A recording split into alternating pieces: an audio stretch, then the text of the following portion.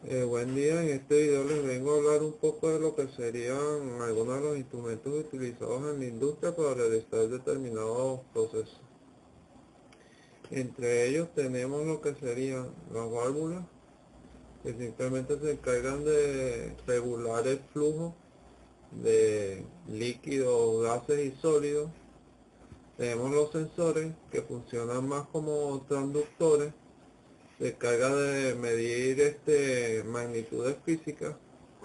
Los contactores, que simplemente cierran o abren un circuito, y los actuadores, que son otro tipo de transductores, pero estos llevan pequeñas acciones a grandes acciones. O sea, un pequeño movimiento realiza un gran movimiento en un proceso determinado. Empecemos con lo que serían las válvulas.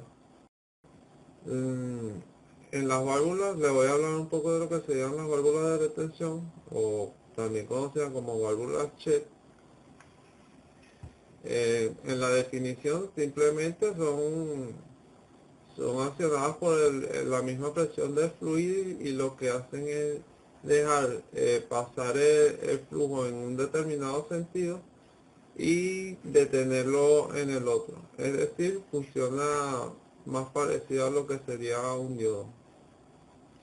En la simbología se puede apreciar más o menos su funcionamiento. O sea, cuando el fluido viene en esta dirección, empuja lo que sería en este caso la bola y deja pasar el fluido. En cambio, en esta otra dirección no deja pasar el líquido. Entre los tipos de válvulas de retención tenemos los tipos clapeto oscilante, disco oscilante, auxiliares, discos partidos o de doble plato, discos con muelle de bola, diafragma, tipo pistón y final de línea. El funcionamiento. Cada uno de los tipos antes mencionados tiene una forma de funcionamiento. Por ejemplo, los tipos clapeta simplemente es una bisagra con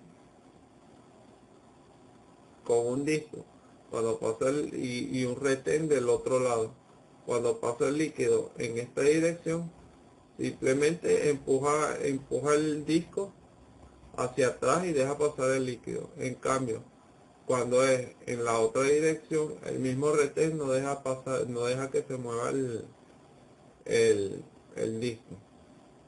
En disco oscilante es muy parecido al clapeta, simplemente en este caso la bisagra está un poco más alejado del disco. En auxiliares es un resorte el que impide el paso del líquido en un sentido. O sea, cuando el líquido o el fluido viene en este sentido, estos mismos retenes no dejan pasar el líquido. En cambio, cuando viene en este sentido, empuja el resorte y deja pasar el líquido.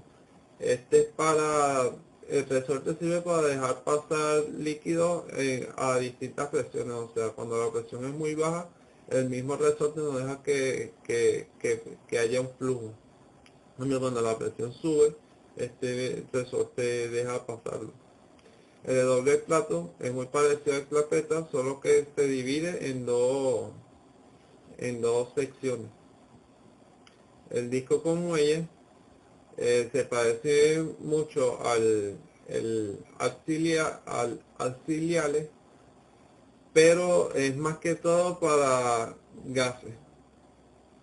El tipo bola eh, funciona por flotación. O sea, cuando el líquido viene en esta dirección, hace que flote la bola, y cuando viene en esta otra dirección, lo empuja hacia esta pestaña que vemos aquí y no deja que el mismo flote. En el de diafragma,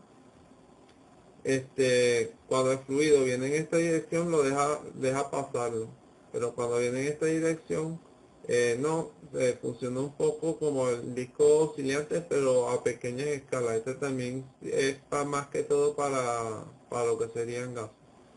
El tipo pistón se parece también al auxiliares, pero funciona en forma vertical. Y en el de final de línea, también es muy parecido a las filiales. Cuando viene fluido en este sentido, lo debe empujar y a la final lo deja pasar. Y en el otro sentido, por supuesto, no. Los campos de aplicación, pues infinidad de campos de aplicación, todo en donde haya, en todos los procesos existen líquidos, gases y sólidos, y lo que hace una válvula, pues que se encarga de regular el paso. En este caso, la válvula Che, que no deja pasar de un lado y del otro, se utiliza muy frecuentemente en lo que sería el tanque, ya sea en procesos industriales o en el mismo hogares. Vamos con lo que serían sensores. En este caso yo elegí los sensores de temperatura. Los sensores de temperatura lo que se encargan es de medir la magnitud física referente a la temperatura. Existen varios métodos en esta medición, o varios tipos de estos sensores, que son las termocuplas, que es de lo que nos vamos a enfocar en este video, porque son los más utilizados en la industria. Las termoresistencias, estas simplemente cambian un valor resistivo mediante la temperatura, y mediante ley de Ohm se saca la variación en la temperatura. Los termistores, que son más semiconductores, pero realizan también, o sea, cambian su valor de temperatura mediante resistencia también. Los diodos, que cambian su conductividad mediante el calor, igual que los sensores de silicio con efecto resistivo, que sería más como funcionan los transistores cuando se calientan, que dejan conducir más o menos la, la corriente. Esto en cuanto a los eléctricos. Los mecánicos, tenemos los sistemas de dilatación. Esto sería más como los indicadores de temperatura mecánicos, o sea, por aguja. Los termómetros de vidrio con líquido, que serían los termómetros de mercurio que la mayoría de nosotros conocemos, y los termómetros bimetálicos, que se utilizan también en indicadores. También los tenemos por radiación térmica, o lo que yo diría ópticos. Tenemos los pistores de radiación, que son prácticamente como cámaras con un ancho de banda, y como están aquí, banda ancha, óptico, pasabanda y de relación. Y los termómetros infrarrojos, que simplemente es un determinado ancho de banda. Aquí tenemos también el rango de lectura de cada uno de estos dispositivos. Como vemos, en la termocupla abarca un rango decente de temperatura, y también por su sencillo diseño es utilizado en la industria. Eh, Como les dije, vamos a hablar más que todo de las termocuplas. Eh, Tenemos algunas de sus partes. El sensor se encuentra en la punta de la misma termocupla. Tenemos el termopozo, que es un recubrimiento del sensor, y la rosca para su instalación, y pues el cabezal donde se ponen los conectores.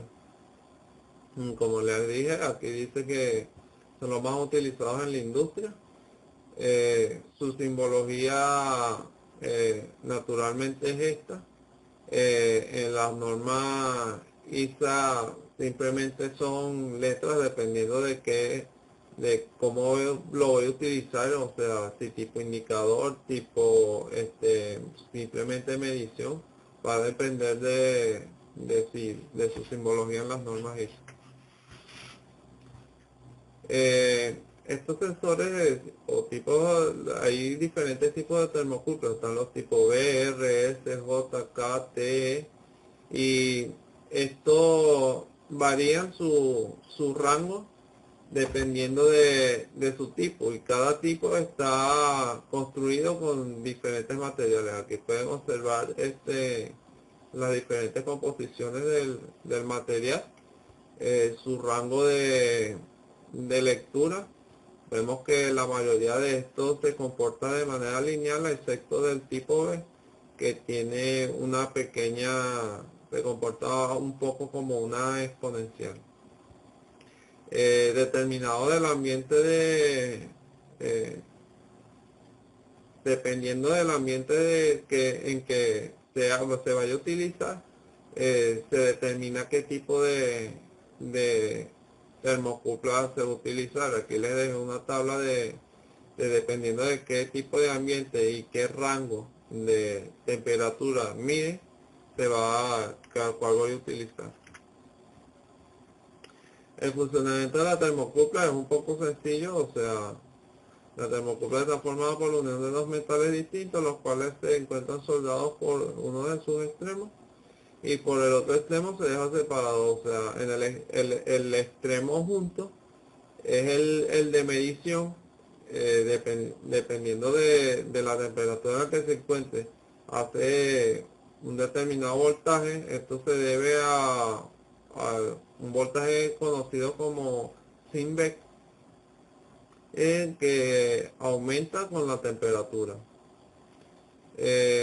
La medición de la temperatura es relativa, ya que depende de la unión de la temperatura de unión de referencia. Simplemente dependiendo de la temperatura en esta unión, y puede variar en la otra, simplemente va a medir esta temperatura en la unión. Como la había mostrado en la lámina anterior, la regulación de voltaje de temperaturas no es lineal en algunos tipos de termocuplas. Y la 5 es una desventaja. La medición de la termocupla requiere la compensación de los unión de referencia, o sea, como a veces en la conexión se utiliza, por ejemplo, cobre y el conector es de hierro, son diferentes materiales y a veces esto puede distorsionar la medición. Para eso se suma o resta simplemente un valor a la medición, o sea, se tiene en cuenta. En los campos de aplicación, pues existen infinidad de campos de aplicación. Todo lo que tenga que ver con temperatura, o sea, si el procesador necesita de determinadas temperaturas, pues el uso de termocupla viene en el caso. Están lo que serían los hornos, calderas, sistemas de enfriamiento, sistemas de climatación, tanques, en fin, infinidad, todo proceso donde se necesite temperatura. Vamos con lo que son los contactores, y en este caso los contactores temporizados. Los contactores temporizados simplemente abren o cierran un circuito en un determinado tiempo, dependiendo de cuando los energice o desenergice. Como le estaba hablando, denomina temporizadores, mediante el cual podemos regular las conexiones durante un tiempo determinado. La simbología en las normas ISA es este. Por ejemplo, este símbolo viene a ser lo que sería la conexión al energizarse. Esta es la conexión la desconexión al energizarse. Este sería la conexión al desenergizarse y esta es la desconexión al desenergizarse. Temporizada la conexión, o lo que sería temporizado al energizarse. Simplemente como les estaba hablando, al energizarse se cierra o abre el circuito dependiendo de su tipo.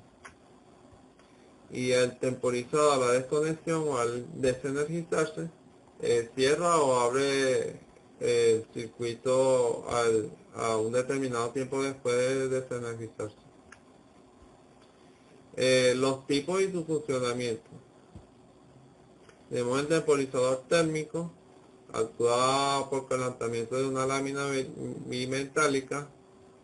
El temporizador neumático, el funcionamiento del temporizador neumático está basado en la acción de un fuelle que se comprime al ser accionado por un electroimán. O sea, viene en conjunto con un poco del magnetizado. El temporizador de motor síncrono actúa mediante un mecanismo de relojería por un pequeño motor. Temporizador electrónico. La mayoría de las veces este es una carga o descarga de un condensador mediante una resistencia, y también existen lo que son los de estado sólido o por oscilación. Y los temporizadores magnéticos, que son los más utilizados o los que más antiguamente se utilizaban, eh, que hacen un efecto de retardo magnético colocando un material ferroso en la bobina que puede cargarse magnéticamente luego de determinado tiempo. Los más utilizados en la industria son lo que sería el térmico, el electrónico y el magnético. El térmico más que todo utilizado para protección. En los campos de aplicación, pues existe infinidad de campos de aplicación. La mayoría de los procesos necesitan de hacer secuencias en determinados tiempos, por lo tanto su campo es amplio. Está lo que sería la industria manufacturera, procesos que realicen pasos, o sea, los que le estaba hablando, o juego de luces, semáforos, arranques de motores. Es muy importante en los arranques de motores, entre otros. Estos contactores ya han dejado un poco de utilizarse, ya que viene lo que serían los PLC y todas las automatizaciones de computación que vienen a sustituir estos tipos de contactores.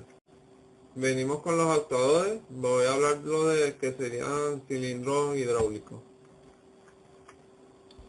Los cilindros hidráulicos, estos actuadores se basan su funcionamiento en presión ejercida por un líquido. La mayoría de estos veces, de las veces es de hidráulico.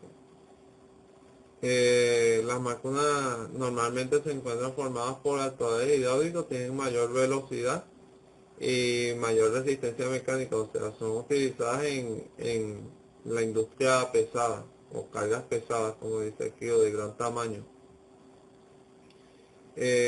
Su simbología, dependiendo de su tipo, están los de cilindro simple, los de efecto de retroceso rápido, los de efecto doble y los amortiguados con neumática. Las características de estos actuadores sería, por ejemplo, en sus ventajas, el alto índice de potencia de carga, o sea, maneja grandes fuerzas, su exactitud, ya que como son líquidos no se comprimen, o sea, se manejan con fluidos o líquidos y el aceite no se comprime. La respuesta es un poco más rápida que la neumática. El desempeño suave a bajas velocidades, amplio rango de velocidad. Esto viene un poco eh, con su tiempo de respuesta. Como le estaba diciendo, produce mucha más fuerza que los sistemas neumáticos, que son del mismo tamaño. Entre las desventajas, como en todo, en el neumático también existe, pueden existir fugas. Es mucho más complicado que el neumático, pues necesita de bombas para moverle el aceite o el fluido. A veces es necesario hacer un filtrado, eliminar el aire o purgar el sistema. A veces hace falta un sistema de refrigeración. Por las altas presiones se calienta el aceite, y pues unidades de control. O sea, hay que estar muy pendiente, pues estos instrumentos a veces pueden ser peligrosos si existe alguna complicación. Los tipos y su funcionamiento de estos actuadores: está el de cilindro de efecto simple. Simplemente entra el líquido por una de las cavidades del cilindro, y empuja el émbolo hacia afuera. En los de efecto doble, eh, el mismo funcionamiento que el de efecto simple, pero tenemos dos, dos cavidades por donde fluye el fluido. Y este no se devuelve solo, sino que tengo que realizar la acción contraria, pues el de efecto simple se devuelve solo. Y el de cilindro telescópico, que funciona con varios cilindros de efecto simple o doble, pero a pequeñas escalas. O sea, se van reduciendo las escalas, como ven aquí. Por ejemplo, metemos el líquido por aquí, se empuja este, luego se empuja este, se empuja este. Cuando voy a bajar, el fluido entra por aquí, empuja y va empujando de a poco los émbolos. En el campo de aplicación, lo que sería la robótica, muy utilizada en robótica, ya que puede cargar grandes pesos y sus tiempos de respuesta son algo rápidas. Troqueladoras, esto más que todo por la fuerza que deben aplicar, igual que las prensas. Maquinaria pesada, lo que serían tractores, mm, todo lo que sea la industria de la construcción. En algunos motores funcionan con aceite. O sea, no son eléctricos, sino totalmente mediante una bomba de aceite, entre otros. Y pues bueno, esta fue toda la exposición. Creo que no hay más nada que acotar. Hasta luego.